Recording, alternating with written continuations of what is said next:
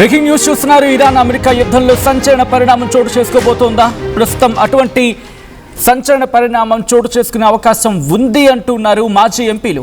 ఇది నేనంటున్న మాట కాదు, అక్కడి మాజీ ఎంపీలు అంటున్న మాట.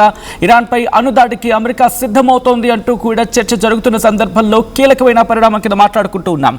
యుద్ధంపై అమెరికా మాజీ ఎంపీ మార్జోరీ టేలర్ గ్రీన్ సంచలన వ్యాఖ్యలు చేశారు. అణ్వాయుధాలు ప్రయోగించే అంశంపై అమెరికాలో చర్చలు జరుగుతున్నాయంటూ ఆమె కీలక వ్యాఖ్యలు చేశారు. Former Congress women Marjorie Taylor Greene చేసిన స్టేట్మెంట్స్ ఇవి. అణ్వాయుధాలు ప్రయోగించే అంశంపై అమెరికాలో చర్చలు జరుగుతున్నాయంటూ చెప్పుకొచ్చారు ఆమె.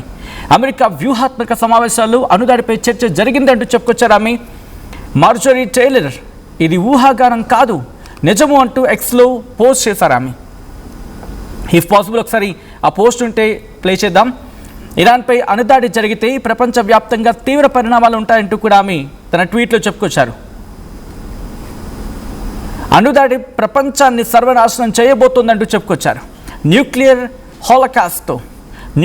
హాలోకాస్ట్తో తీవ్ర విధ్వంసం తప్పదంటూ ఉన్నారు టేలర్. ఇంటెలిజెన్స్ అంచనాలను ప్రభుత్వం పట్టించుకోవటం లేదంటూ ఆమె సంచలన వ్యాఖ్యలు చేశారు. ఇరాన్పై యుద్ధంలో పౌరులు తీవ్రంగా నష్టపోతున్నారు అంటూ చెప్పుకొచ్చారు టేలర్. యుఎస్ మాజీ ఎంపీ కమెంట్స్తో ప్రపంచవ్యాప్తంగా ఆందోళన నెలకొంది. ఇరాన్పై అమెరికా నిర్ణయం ఎలా ఉండబోతోంది అనేది తీవ్ర ఉత్కంఠను కలిగిస్తూ ఉంది. ఆమె ఏమన్నారో నేను ఒకసారి ఆమె ట్వీట్ నేను చదివినిపించే ప్రయత్నం చేస్తాను, ఆ తర్వాత మరి కాసేపట్లో ముందుంచే ప్రయత్నం చేస్తాను. బికాస్ దట్ వాజ్ హెవీ అనే మాట బహుశా కరెక్ట్ కాకపోవచ్చు, కానీ లెందియెస్ట్ ట్వీట్ అది. ఆమె ఏమన్నారంటే, they are discussing using nuclear weapons on Iran in strategy meetings. అదుగు ఆమె చేసిన ట్వీట్ అది. They are discussing using nuclear weapons on Iran in strategy meetings. వాళ్ళ స్ట్రాటజీ మీటింగ్స్లో ఇరాన్ మీద న్యూక్లియర్ వెపన్స్ని ప్రయోగించే అంశం మీద డిస్కషన్ జరుగుతోంది అంటూ చెప్పుకొచ్చారు Taylor. Yes, you read that correctly. It is real. It's real. I'm not speculating. I know. And it's pure evil. ఆమె ఏమంటున్నారో ఆ మూడు పదాలు ముందుకు చెప్తాను. వాళ్ళు న్యూక్లియర్ వెపన్ని ప్రయోగించే అంశం మీద వాళ్ళ స్ట్రాటజీ మీటింగ్స్లో చర్చ జరుగుతోంది.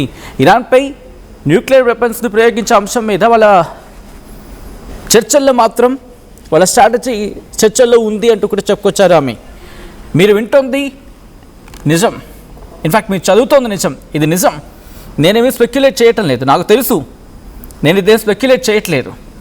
అండ్ ఇది పూర్తిగా ఒక ప్యూర్ ఎవల్, అంటే ఒక రాక్షస పర్వం, రాక్షస చర్య అంటూ చెప్పుకొస్తున్నారు ఆమె. ఒకసారి దాంతోపాటు ఇంకొంచెం డేటా ఆమె ఇస్తూ ఉన్నారు, దాని గురించి నేను మాట్లాడే ప్రయత్నం చేస్తా. అదిగోండి ఆమె చేసిన ట్వీట్ అది. బట్ ఇదే అంశానికి సంబంధించి ట్రంప్ గతంలో ఒక ఇంట్రెస్టింగ్ కామెంట్ చేశాడు ఇరాన్ విషయంలో. ఇప్పుడు ఆ స్టేట్మెంట్కి ఈవిడ చేసిన ట్వీట్కి ఎక్కడో లింక్ కుదురుతోంది ఇన్ ద సెన్స్ ఎక్కడో చర్చ జోరందుకుంటోంది. ఎందుకు ట్రంప్ ఏమన్నారు గతంలో ఒకసారి చూద్దాం.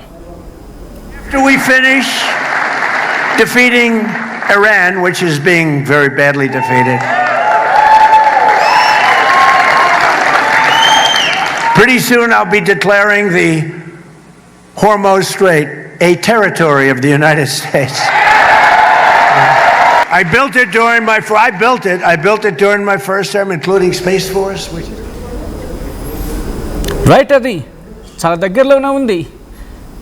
ఇటు ఇరాన్ని ధ్వంసం చేసి ఆల్రెడీ ధ్వంసం అయిపోయింది, ఇక అతి త్వరలో పూర్తిగా హస్తగతం చేసేసుకుంటాం. హార్మోజ్ స్ట్రైట్ని కూడా అది యుఎస్ టెరిటరీలో కలిపేస్తామని చెప్పి ట్రంప్ చేసిన వ్యాఖ్యలు నిన్న ఆ కాంటెక్స్లో. బట్ ఈమెమంటున్నారంటే, లాస్ట్ టైం న్యూక్లియర్ వెపన్ని ఆగస్టు 6-9 తారీఖులు 1945లో ఉపయోగించడం జరిగింది. జపాన్లోని హిరోషిమా నాగసాకి 2 ప్రాంతాల మీద ఆగస్టు 6-9 తారీఖున వీటిని ప్రయోగించడం జరిగింది. ఈ ఘటనలో 1,10,000 మంది మరణించారు. దాంతోపాటు గ్రౌండ్ జీరో అయిపోయింది. వెపరైజింగ్ పీపుల్ ఎట్ గ్రౌండ్ జీరో అంటే ఆ ప్రాంతంలో ఏ ఒక్క మనిషి కూడా బ్రతకలేడు.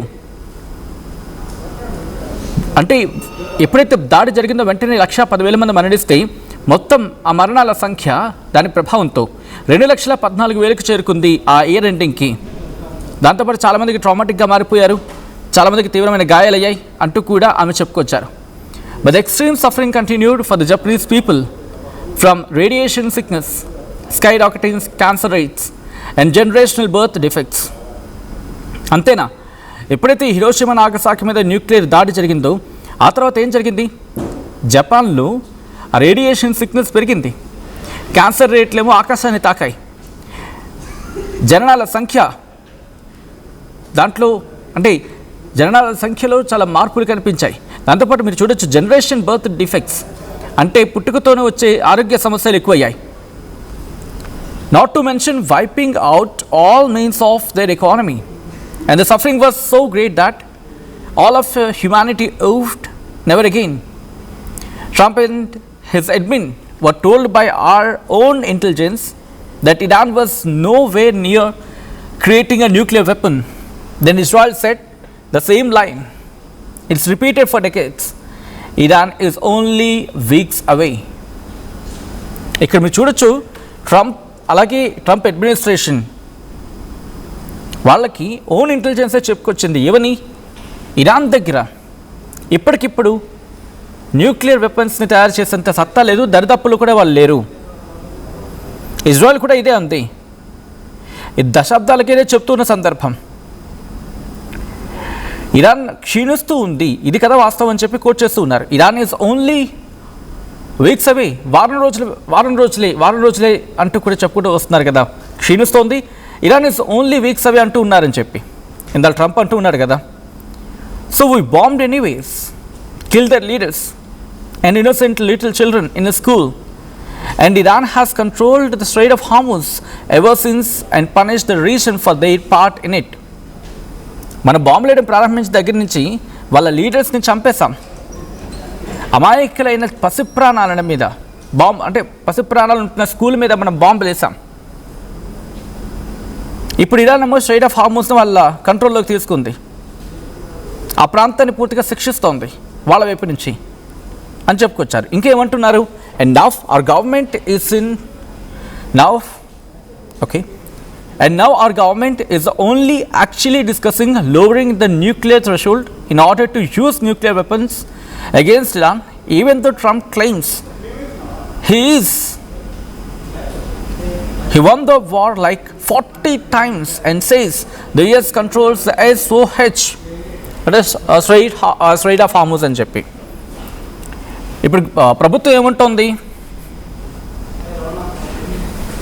న్యూక్లియర్ థ్రెషోల్డ్ని లోరింగ్ చేసేందుకు డిస్కస్ చేస్తోంది.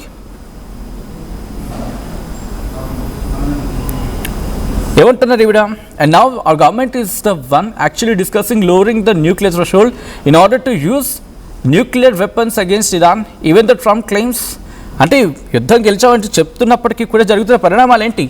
అక్కడ స్ట్రైట్ ఆఫ్ హార్మూజ్ కంట్రోల్లో ఇరాన్ కంట్రోల్ ఉన్నప్పటికీ కూడా జరుగుతున్న పరిణామాలు ఏంటి? ఆ ఇష్యూని కొలికి తీసుకురావాల్సింది పోయి ఇరాన్ మీద న్యూక్లియర్ వెపన్సా, ఇది ఎంతవరకు సమంజసం అని చెప్పి ప్రశ్నించడం జరుగుతోంది. ఇలా చాలా ప్రశ్నిస్తున్నారు ఆమె. ఆఖరికి ఏమంటున్నారంటే Trump promised no more foreign wars but may actually be the one who delivers a nuclear holocaust that would likely drag the entire world into major conflict, economic depression, and mass human suffering we have never seen in our lifetime and maybe throughout the history. ఏమంటున్నారు? Trump ఏం వాగ్దానం చేశారు కదా, ఇకపై ప్రపంచ దేశాలు యుద్ధాలు ఉండవని చెప్పి. కానీ ఏమంటున్నారు ఇక్కడ చూడండి, interesting point. But may actually be the one who delivers a nuclear holocaust సృష్టించే పరిస్థితుల్లో అక్కడికి లాగేందుకు, ప్రపంచాన్ని అందులోకి లాగేందుకు ఒక మేజర్ కాన్ఫ్లిక్ట్ కారణం అవుతున్న వారిలో ఒకడు అవుతూ ఉన్నాడు. తద్వారా ఏమవుతుంది? ఎకనామిక్ డిప్రెషన్ వస్తుంది, మాస్ హ్యూమన్స్ సఫర్ అవ్వాల్సి వస్తుంది. అంటే పెద్ద సంఖ్యలో ప్రజలు ఇబ్బందులు ఎదుర్కోవాల్సి ఉంటుంది. మన జీవితకాలంలో గతంలో ఎప్పుడు చూడండి, భవిష్యత్తులో అంత వేగంగా చూస్తామా అని చెప్పి ఎక్కడ కనిపించినది అంతటి దారుణమైన పరిస్థితులు ప్రపంచం చవిచూడాల్సి వస్తుందని చెప్పి, చరిత్రలో గుర్తుండిపోయే పరిస్థితులుగా నిలిచిపోతాయని చెప్పి ఆమె ఆందోళన వ్యక్తం చేస్తున్నారు. People need to speak out and boldly stop this insanity. ప్రజలు మాట్లాడాలి, ఈ దారుణమైన ఘటనకు సంబంధించి ఖండించాలి అంటూ కూడా మాట్లాడుకొస్తున్నారు. సో చూడొచ్చు, లాస్ట్లో ఏమంటున్నారు? Do not use nuclear weapons and stop this war now. ఇది అక్కడ పరిస్థితి. మీరు న్యూక్లియర్ వెపన్స్ వాడడం కాదు, ముందు యుద్ధాన్ని వెంటనే ఆపండి అని చెప్పి వాళ్ళ మాజీ ఎంపీలే మాట్లాడుతూ ఉన్నారు, మాజీ ఎంపీలే చెప్తూ ఉన్నారు. సో మీరేమనుకుంటున్నారు? అమెరికా ఇరాన్ మీద న్యూక్లియర్ దాడికి వెళ్తుందా? అండ్ రిమెంబర్, కొన్ని సందర్భాలు ఏమంటూ ఉంటారంటే కనుక టాక్టికల్ న్యూక్స్ అంటూ ఉంటారు, which means a small amount of nukes. So అలాంటి ప్రయత్నాలు ఏమైనా జరుగుతుందా? బికాస్ అది జరిగినా మళ్ళీ ఒక ఇబ్బందికర వాతావరణమే. బికాస్ ఏ స్థాయిలో చేస్తారు, ఎక్కడ చేస్తారు, దాని తీవ్రత ఎలా ఉంటుంది? సో ఏ క్షణమైనా అమెరికా దాడి చేయొచ్చు అని చెప్పి నేను అంటున్న మాట కాదు. You can check that. ఒకసారి ఆ ట్వీట్ స్క్రీన్ మీద ఉంచే ప్రయత్నం చేయరా? వాళ్ళ అమెరికా మాజీ ఎంపీ చెప్తూ ఉన్నారు, వాళ్ళ పార్లమెంట్లో చర్చలు జరుగుతున్నాయని చెప్పి, ఇన్ఫ్యాక్ట్ వాళ్ళ స్ట్రాటజిక్ డిస్కషన్స్లో ఈ మాట ఉందని చెప్పి. అంటే అమెరికా ఏ క్షణాన్నైనా, బహుశా అమెరికా సిద్ధంగా ఉన్నట్టుంది. ఇక ట్రంప్ కనుక కొడితే చాలు ఇటు ఇరాన్ మీద న్యూక్లియర్ దాడి చేసేందుకు. అది మీరు చూడొచ్చు, దే ఆర్ క్లియర్లీ స్టేటింగ్. ఇది ఫేక్ వార్త కాదు. అదొకసారి మీరు చూడొచ్చు. Former Congress women Marjorie Taylor Greene ఆమె చేసిన ట్వీట్ ఇది. ఫార్మర్ కాంగ్రెస్ ఉమెన్ అంటే అక్కడ పార్టీ కాదండి. కాంగ్రెస్ అంటే చట్టసభల మాట. మనం పార్లమెంట్ అంటూ ఉంటాం కదా, లోక్సభ, రాజ్యసభ, ఈ రెండింటికి మనం పార్లమెంట్ అంటూ ఉంటాం. అలాగే వాళ్ళకి అది కాంగ్రెస్ అని పిలుచుకుంటారు. కాంగ్రెస్ అంటే ఏం పార్టీ కాదు అక్కడ వాళ్ళకి. అక్కడ కాంగ్రెస్ అంటే చట్టసభలు. కాబట్టి వాళ్ళ చట్టసభల్లో మాట్లాడుకుంటున్నారని చెప్పి వాళ్ళు చెప్తున్నమాట. So house of representative and senate, ఆవిడ మాజీ ఎంపీ. మన భాషలో చెప్పాలంటే మనకు అర్థం అవ్వాలి కాబట్టి అటువంటి భాషను ఉపయోగించడం జరుగుతోంది. సో క్లియర్లీ స్టేటింగ్, వాళ్ళే స్టేట్ చేస్తున్నారు కదా, బాబు నువ్వు ఆగరా, నువ్వు ఆపకపోతే ప్రపంచం పెనుముప్పును ఎదుర్కోవాల్సి ఉంటుంది. ఏ క్షణాన వీడు దాడి చేస్తాడో తెలియదు. దాడి చేసేందుకు మాటలు జరుగుతూ ఉన్నాయి. బట్ ఎందుకు దాడి చేయలేకపోతున్నారు ఇంతవరకు అంటే కనుక ప్రపంచం మళ్ళీ, ఎందుకంటే పక్కనే ఉంది. వీళ్ళకి ఇంకా తెలియని విషయం ఏంటంటే, ఏమంటుంది అమెరికా, వాళ్ళ దగ్గర న్యూక్లియర్ వెపన్స్ లేవు, ఇప్పటిలోపు అంటే అతి తొందరగా వాళ్ళు న్యూక్లియర్ వెపన్ని తయారు చేసుకోరని చెప్పి. బట్ అమెరికా అంచనాలకు అందకుండా ఇప్పటికీ ఇరాన్ దాడి చేస్తుంది అనేది వాళ్ళ భయం. అంటే మన దగ్గర కూడా లెక్కకు తెలియకుండా కొన్ని సందర్భాల్లో కొండలు ఉంటాయి, ఆ కొండల్లో 600 అడుగుల లోతులో వాళ్ళ ఆయుధ సామాగ్రిని ఇరాన్ అలా ఏర్పాటు చేసుకుందనేది వినిపించమాట. మరి అటువంటి చోట ఉంటే కనుక దాంట్లో న్యూక్లియర్స్ ఉన్నాయో ప్రపంచానికి ఏం సమాధానం చెప్పాలో? ఒకవేళ దాడి చేసి తిరుగురుకుంటుందా? ఒకవేళ వాళ్ళ దగ్గర కనుక న్యూక్స్ ఉన్నాయనుకుందాం, తీసుకొచ్చి ఫట్మన్ ఇంకోటి వదలరు అనుకోండి, పక్కన ఎవరి మీద వదులుతారు? అమెరికా మీద అయితే వదలరు. గల్ఫ్ దేశాలు ఉన్నాయి, సౌదీ అరేబియా, కువైట్, ఖతార్, దాంతోపాటు వీటి మీద కూడా ఫస్ట్ దాడి జరిగేది. ఆటోమేటిక్గా అప్పుడు ఏమవుతుంది? ఈ ఒక్క దేశం కూడా కోల్పోతారు. ఆటోమేటిక్గా పాకిస్తాన్ కూడా అమెరికాకు వ్యతిరేకంగా వ్యవహరించాల్సిన పరిస్థితి రావచ్చు. అప్పుడు అమెరికాకు మొదటికే ముప్పు వస్తుంది. ఎందుకంటే కువైట్ నుంచి మొదలుపెట్టి ఇప్పుడు ఇరాన్ దాడి చేస్తుంది, అదే కదా అమెరికా ఊహించినది. ఇవన్నీ మిత్ర దేశాలు కదా, వీళ్ళ మీద ఏం దాడి చేస్తుందని చెప్పి, అందుకే ఇక్కడ స్ట్రాటజిక్గా వీళ్ళ మీద దాడి చేస్తూ ఉంది. Kuwait, Bahrain, Qatar, UAE, Oman, ఇక్కడ దాడి చేస్తుంది ఇరాన్. ఏముంటుంది అప్పుడు?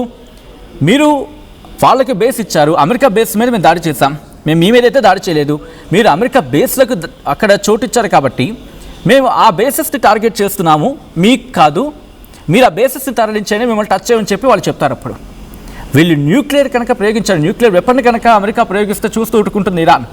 సో ఏషియాకి సంబంధించి ఇంపాక్ట్ చూపిస్తుంది. ఒకవేళ అదే జరిగితే ఉపయోగించిన రేంజ్ బట్టి దాని ఇంపాక్ట్ ఉంటుంది. అమెరికా మన నిర్ణయం తీసుకుంటుందా? అంతటి స్ట్రాంగ్ డెసిషన్ ట్రంప్ తీసుకుంటాడా? మీరేమనుకుంటూ ఉన్నారు? కమెంట్ చేసే ప్రయత్నం